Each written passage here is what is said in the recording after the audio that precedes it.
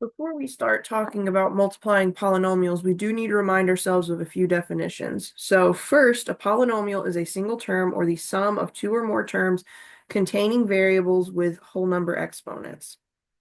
Okay. Also, to write a polynomial in standard form, we write the terms in order of descending powers on the variables.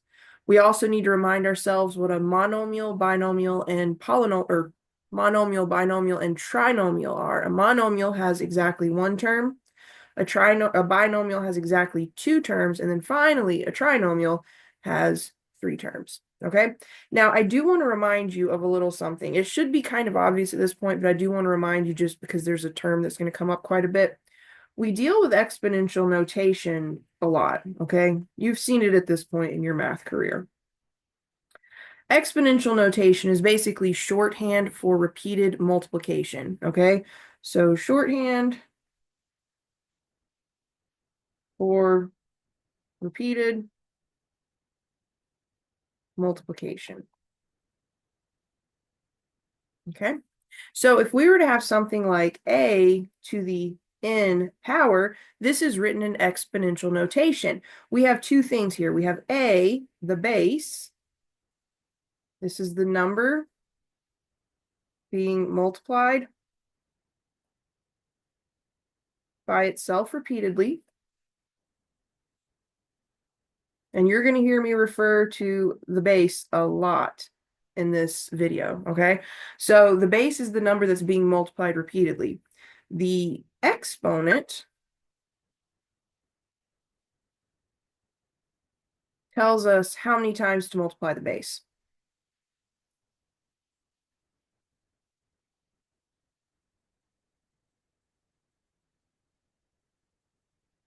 Now, this is stuff that you should already know, but I did want to remind you, especially of the definition base, because you're going to see it a lot. Okay. So the first topic we're going to cover is the product rule for exponents. So that's what's going to happen in this video. We're going to learn three rules that allow us to take really cool, easy shortcuts with these exponents or these exponential expressions. And then you'll learn more when we talk about division. So first up, we have the product rule for exponents. So when multiplying two or more expressions with the same base, so you're multiplying two expressions that have the same base, or three expressions, or four expressions, but at least two expressions, they have to have the same base. What we can do as a shortcut is we can just keep the base and then we add the exponents. So for example, let's say we had x squared times x to the fourth.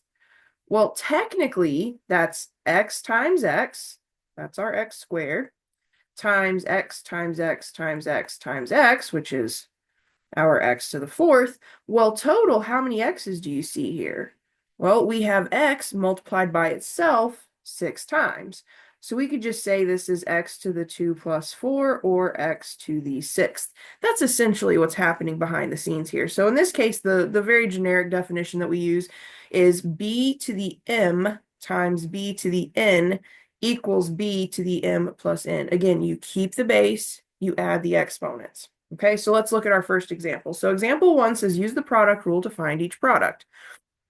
Well, for part A, we have 2 to the third times 2 to the fourth.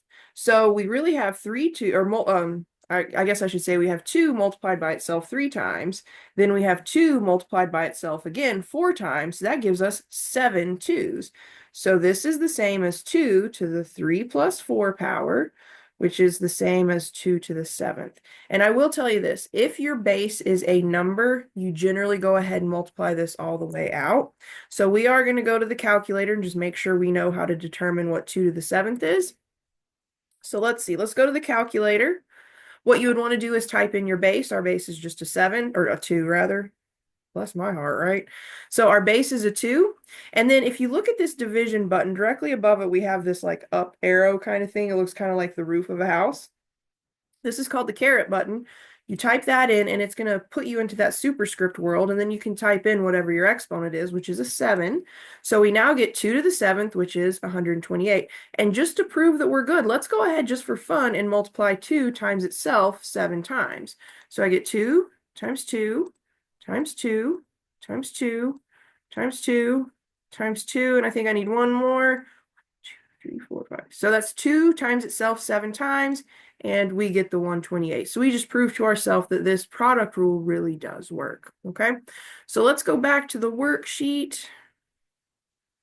And I'm going to go ahead and write out that 2 to the 7th power is 128. And that is typical when you have a numerical base, okay?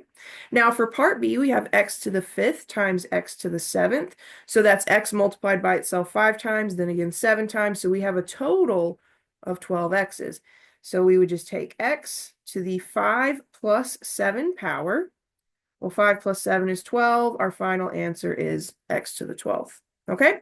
Now, finally, we have c, which is z to the 3rd times z to the 6th.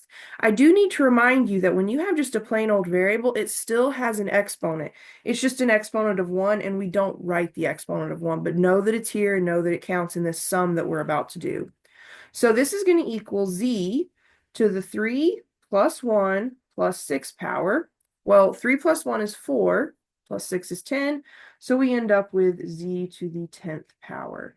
So make sure that you understand the product rule. Remember, product means multiply. That means you're multiplying two expressions that contain the same base, you keep the base, and then you just add the exponents. It's really that simple. You just need to practice it and make sure you're good with that.